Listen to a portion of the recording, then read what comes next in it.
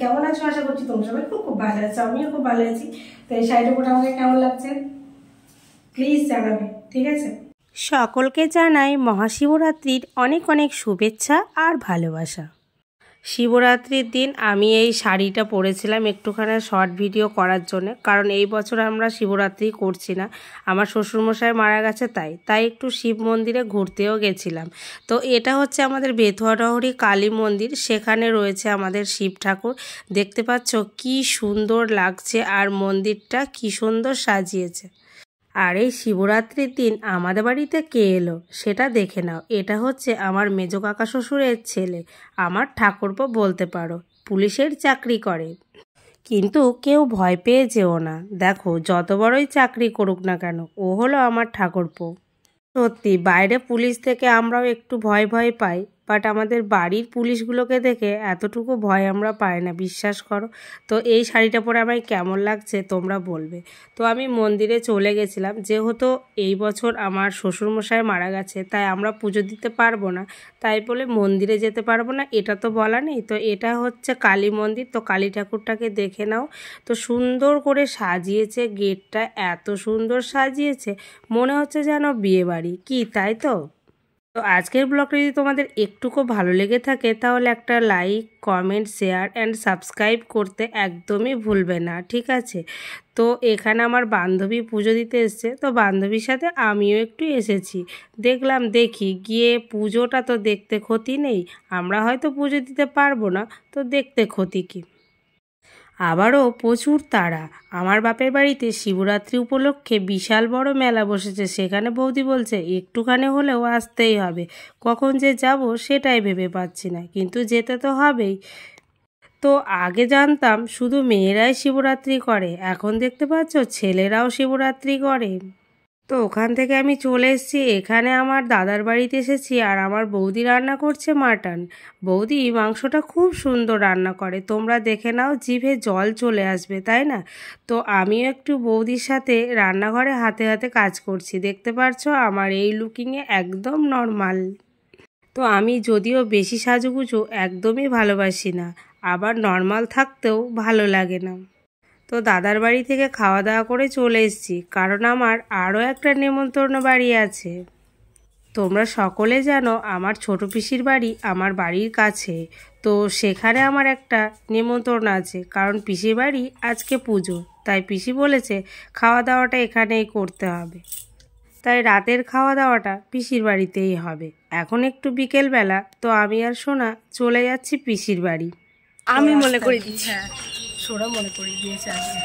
তো চলো, মামি বিন্দাস আছি, নেমন্তন্ন খাচ্ছে। তো এই যে বাড়িটা দেখতে পাচ্ছ, এই বাড়িটাও আমাদের পাড়াতে নতুন হয়েছে। পরিবারটা আজকেই মনে হয় গৃহপ্রবেশ করেছে মনে হচ্ছে। তো চলো, আমি আর সোনা যাচ্ছি গল্প করতে করতে। আর মা মেয়ে যখন যায় তখন যে কত রকমের গল্প থাকে তোমাদেরকে বলে বোঝাতে পারবো না। হয়তো তোমরা ভাবতে পারো এখনও তোমরা এত গল্প করতে ভালোবাসো, তো সত্যি কথা বলতে গল্প না করে আমরা মনে হয় 5 মিনিটও থাকতে পারি না। বাড়িতে রান্না নেই, অত কাজও নেই, কিন্তু কোথাও ঘোরাঘুরিতে শরীরের মধ্যে এত ব্যথা শুরু হয়ে গেছে, হাঁটু ব্যথা, পা ব্যথা, মাজা ব্যথা, মাথা ব্যথা, এই সমস্ত ব্যথার চক্করে কি বলবো, নিজেকে অসহ্য মনে হচ্ছে। তো এখন চলে এসেছি পিসির বাড়িতে, এটা হলো আমার পিসির নতুন সিংহাসন। তো সেখানেই পুজো করেছে গোপাল, দেখতে পাচ্ছ, সাথে হয়েছে নারায়ণ পুজো। তো আমি একটু নারায়ণের চিনি খেতে ভালোবাসি, তো সেটাই খাচ্ছি। আর আমার সোনা খাবে না, সোনা একটু নামমাত্র মুখে দিয়েছে, তো দেখতে পাচ্ছ এটা খাচ্ছি, আর সেই নিয়ে সোনা একটু হাসাহাসি করছে। এই যে ফার্নিচারটা দেখতে পাচ্ছ, ওটা আমার ভাইয়ের বউকে দিয়েছে। তো বাড়ি আসার পর শান্তিতে একটু শোবো, সেটাও শান্তি নেই। সোনা বলছে একটুখানি বাজারে যেতে হবে, কারণ শিবরাত্রি মেলায় আমি যেতে টাইম পাইনি, তাই সোনাকে নিয়ে একটু বাজারে গিয়ে 2-1টা জিনিস না কিনে দিলে সোনার মন ভরবে না। এদিকে সোনার কানেরটা হারিয়ে গেছে, সেটা নিয়ে সোনার খুব মনটা খারাপ। বাইরেটা অন্ধকার কিন্তু হাওয়া আছে, প্রচুর হাওয়া দিচ্ছে বাইরে। পাতাগুলো একদম কি বলবো, গাছগুলো দেখেছো একদম ঘুমিয়ে গিয়েছে। গাছগুলো দেখে যে আমার মায়া লাগছে কি বলবো। আজকে একটা সকালে আমি পুঁই শাক গাছ মানে এত রোদ দিচ্ছে, এই দিচ্ছে পাতাগুলো এরকম হয়ে গেছে, মানে পাতাগুলো এত দুর্বল দেখো, মানে নিজস্ব কোনো শক্তি নেই। তো আমি পুঁই শাক গাছটাকে তুলে এনেছি রাস্তা থেকে, তুলে এনে আমি লাগিয়ে দিয়েছি অন্ধকারে, তোমরা দেখতে পাবে না, কালকে তোমাদের দেখাবো। আমি এত জল দিয়েছি, এখন পুঁই শাক গাছগুলো দাঁড়িয়ে আছে। সত্যি এক টুকরো বৃষ্টি নেই, গাছ থেকে সত্যি মায়া লাগছে। আমি এরকম এই গাছটা জল দিই, তাও দেখেছো শুয়ে পড়েছে, মনে হচ্ছে কোন দুর্বল পাটি। চলো বাজারে যাব। ও এত ধুলো, এই দেখো হাত দিয়েছে, ধুলো হয়ে গেছে। রাস্তা দিয়ে এত গাড়ি যায়, কি রে বাবা, সব কিছু নীল হয়ে গেল কি করে বুঝতে পারছি না। খোলা যাবে না, না মানে পুরো খোলা যাবে না। কিসের এলান এটা? কিসের আইলাইনার নিয়েছি, দেখছি আইলাইনারটা কেমন হবে, খোলে করে দিই দেখি আমাকে দে। বাবা এই গলাটা ভরে আছে কিন্তু। আরও একটা কারণে আমরা বাজারে এসেছি, কারণ আমাদের সামনেই একটা বিয়ে বাড়ি আছে, তো তার জন্যে। তো এই নেকলেসগুলো দেখছি এত ভালো লাগছে, কিন্তু সোনা বলছে একটা আমার পছন্দ হচ্ছে না। কিন্তু এখন আমি এডিট করতে গিয়ে দেখছি না, সত্যি জিনিসগুলো ভালো। অনেক কিছু জিনিস দেখবে ক্যামেরায় যতটা সুন্দর লাগে, এমনি নর্মাল অতটা সুন্দর লাগে না, কিন্তু এইগুলো এতটা ভালো লাগবে আমরা দুজনেই আশা করিনি। তো বাজার থেকে একটু কেনাকাটি করে চলে এসেছি, একটা নিয়েছি। তো এখন একটু চা খাচ্ছি, একটুখানি মুড়ি খাচ্ছি, সোনা একটু ম্যাগি বানিয়েছে। তো আগামীকাল আবার তোমাদের সাথে কথা বলবো। বাট আমি বিয়ে বাড়ি যাবো বলে রেডি, বাট শেষে দেখছি কি আমি মাথায় আঁচড়াইনি। তাহলে ভাবো, আমার মতো পাগল যে পৃথিবীতে দুটো নেই, সেটা এবার বুঝে নাও। তো মাথার চুল কটা কি অবস্থা, এইভাবে আমি চলে যাচ্ছিলাম বিয়ে বাড়ি। তো এখন বাজে দুপুর 1টা, যেহেতু আমি তোমাদের সাথে প্রথম কথা বলছি, তো তার জন্য আমি গুড মর্নিং দিলাম, হ্যাঁ। কিন্তু দুপুর 1টা বাজে, এখনো যাওয়ার সময় হয়ে ওঠেনি, কারণ সোনার পড়া ছিল প্রায় 10টা থেকে বলতে পারো।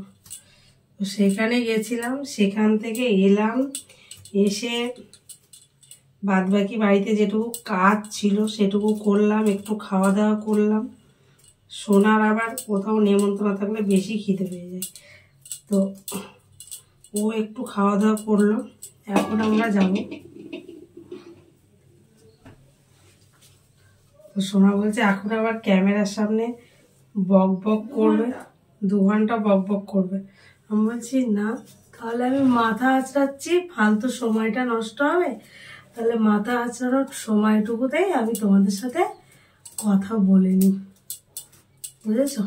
তো অনেক বেশি কথা হয়ে গেল কি জানি না। তো চলো, বিয়ে বাড়িতে সব মনে হয় শেষের দিকে, এখন আমাকে যেতে হচ্ছে।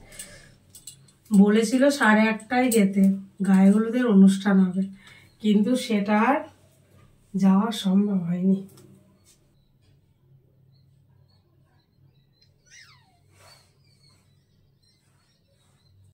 তো বিয়ের দিন দুপুরবেলা আমরা বিয়ে বাড়িতে চলে এসেছি, সকালে আসতে পারিনি।